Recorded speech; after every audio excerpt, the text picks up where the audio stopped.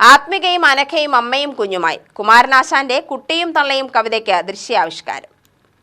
ബാലകവിതയുടെ സൗകുമാര്യം കുരുന്നുകളുടെ ഭാവനയിൽ വേദിയിലെത്തിയപ്പോൾ കാഴ്ചക്കാരുടെ മനസ്സ് കവിതയിലെ വരികളുടെ അർത്ഥതലങ്ങൾക്കൊപ്പം സഞ്ചരിച്ചു.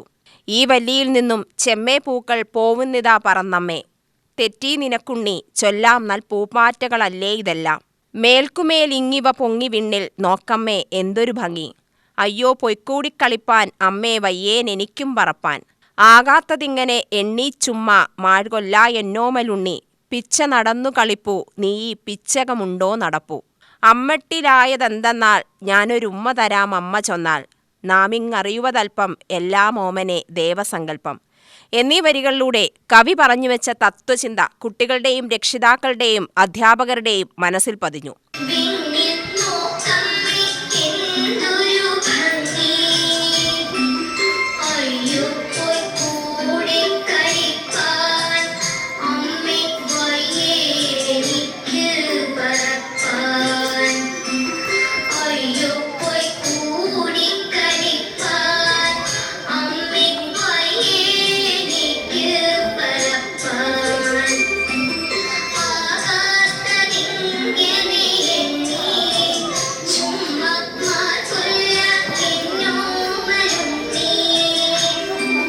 മഹാകവി കുമാരനാശാന്റെ പുഷ്പവാടി എന്ന കവിതാ സമാഹാരത്തിലേതാണ് കുട്ടിയും തള്ളയും എന്ന ബാലകവിത.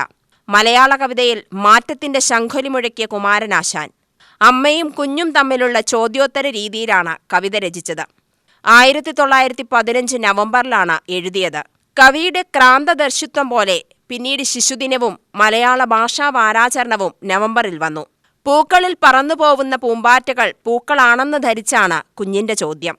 അവയുടെ ഒപ്പം പറന്നുപോകാൻ പറ്റാത്തതിലാണ് സങ്കടം.